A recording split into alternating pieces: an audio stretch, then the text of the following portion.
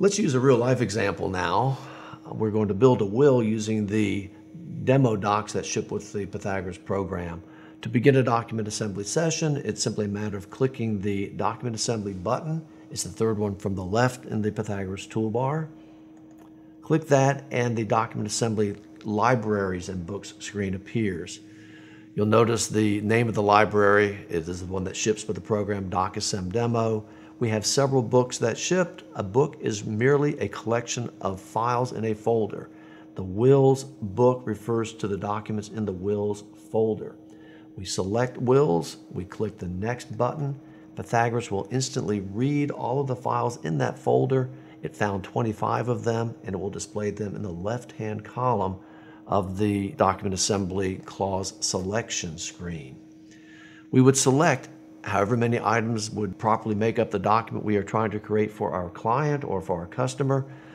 Selection is done either by double-clicking, which is what I did to move preamble from left to right.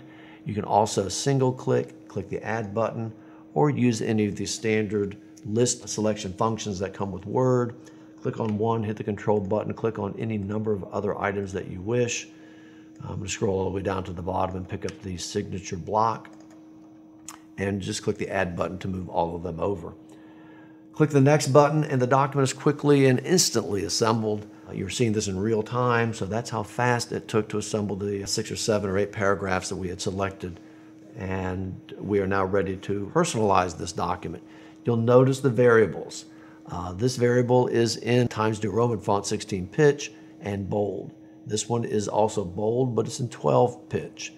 Other fonts reflect throughout the document. They will reflect the way that the replacement will be accomplished by Pythagoras at the end. I want to point out something to you here. Notice this is large and small letters. First letter capitalized, the rest small. When I show you this at the end, you'll see where that's important. I hit the Alt-D button to bring up the instant database record. I click Scan in order to have Pythagoras scan the entire document and return to me the variables that are in the document that we just assembled. I now replace using the client's name. Our client's name for purposes of this example is John Pythagoras. John Pythagoras lives in the county of Athens, Virginia.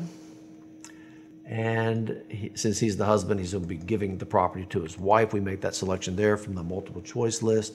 His wife's name is Athena Pythagoras, and their single son's name is Plato. We would hit the Next button. Next button will, as we saw in earlier examples, bring up the question, do you want to save the contents of this record as an instant database matter record? We're going to say yes now, and we're going to reuse this. We want to give it a name. We're going to call it Pythagoras John.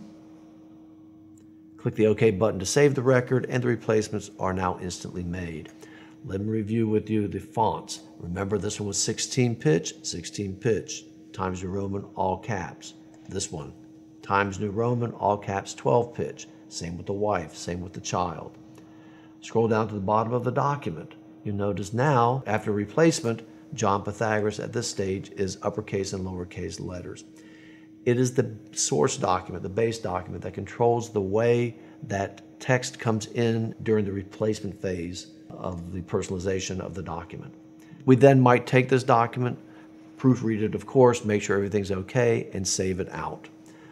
Saving a document in Pythagoras is done using the Save Smart routine, or you can just use regular Word save techniques. That will be the topic of another session.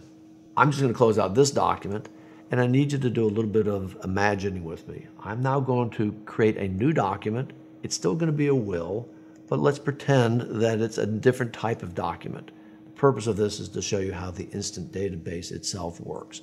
We're going to create another will, but it could be a power of attorney, it could be a trust. I'm going to click the Next button. Document is quickly assembled.